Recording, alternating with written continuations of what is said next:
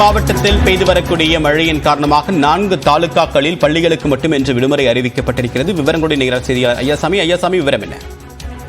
தேவா, நீலகிரி மாவட்டத்தில் கடந்த 4 நாட்களுக்கும் மேலாக தொடர்ந்து மழை பெய்து வருகிறது. இதனால் பொதுமக்களின் இயல்பு வாழ்க்கை கடுமையாக பாதிக்கப்பட்டுள்ளது.